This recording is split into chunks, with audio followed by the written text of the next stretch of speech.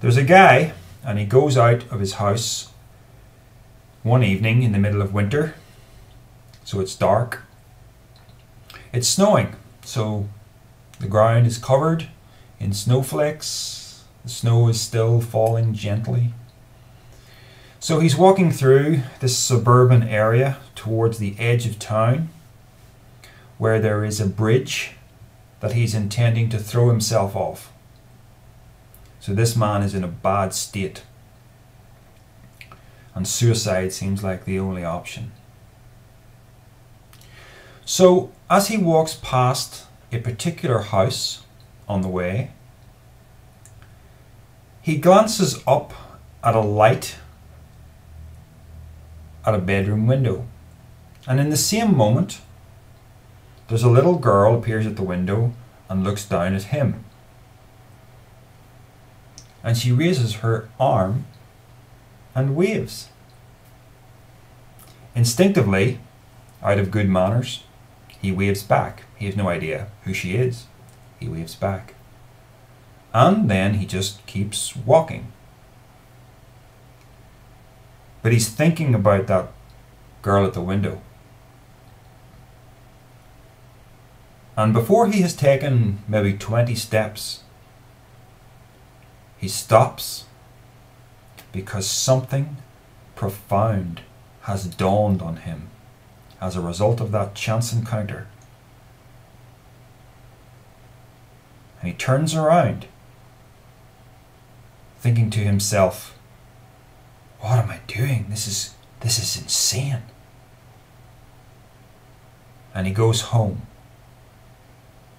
And he doesn't kill himself. That's the story. Pretentious twaddle, isn't it? No. There's a point to this. So let me explain the secret behind this story, the secret meaning. It's a story about suffering, about the kind of suffering that would drive a person to take his own life. What changed? Well, the man came to a certain realization as he thought about that little girl looking down at him. He thought about what it was like from her perspective to see him walking past the house. The girl is looking out upon a winter wonderland. Her thoughts are probably happy thoughts about Christmas that's just around the corner. So there's been a surprising snowfall, and she sees a fairy tale landscape. And as this man walks past the house, she doesn't really see him as a stranger, although that's what he is.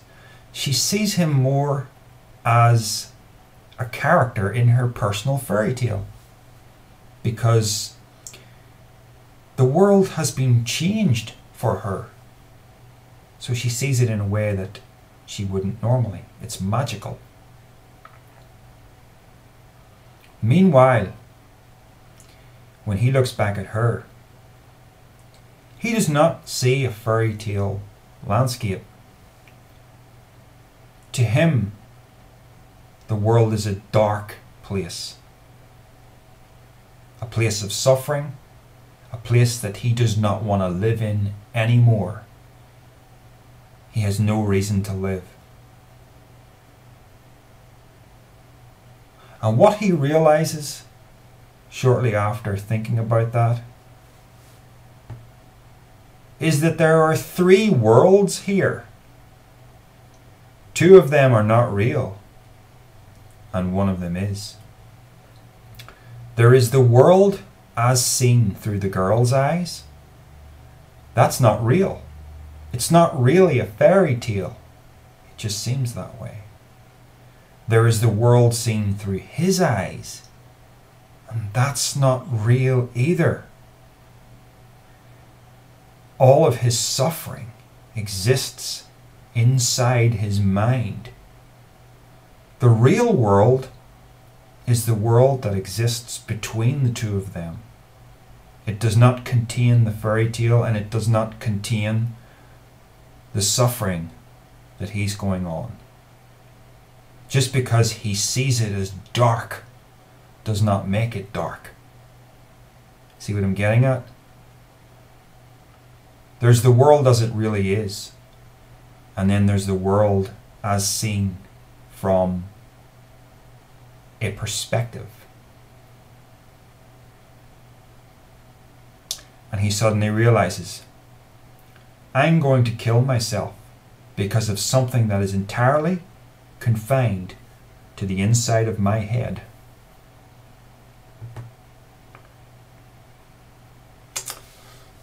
And that's mad.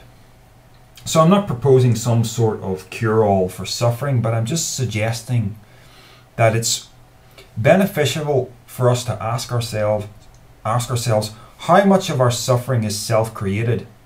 How much of our suffering is to do with how we're looking at the world? How much is to do with a wrong perspective on the world? I remember a friend of mine long ago who was heartbroken years after a relationship had ended. Years. Now, of course you can understand heartbreak when a relationship ends, but years after it, at that point, all of his suffering was to do with an inability to let go.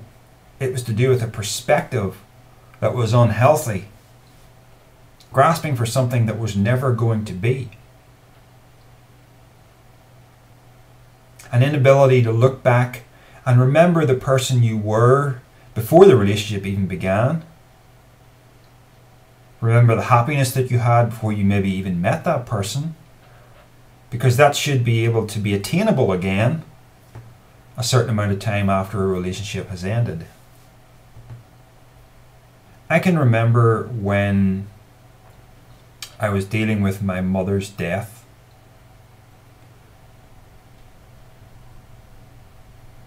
It's like when you're looking at the world, the whole world seems different because you feel different in your own mind.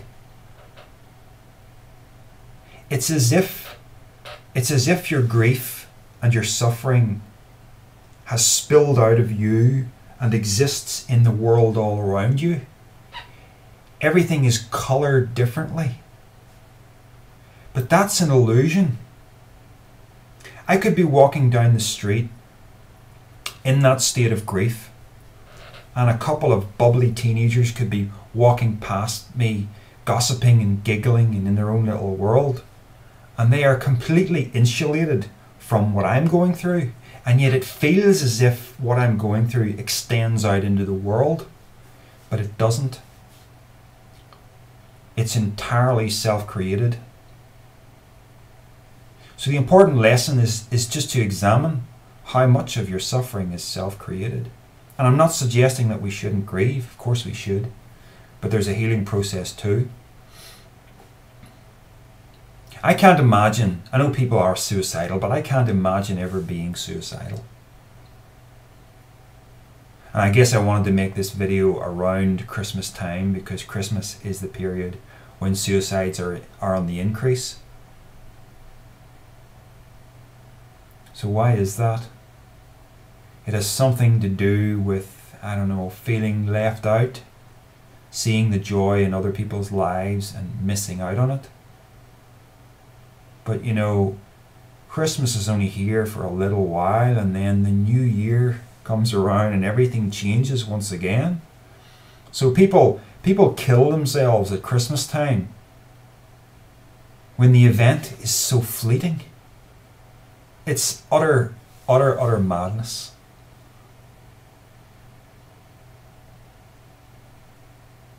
Most of the suffering that we go through is temporary.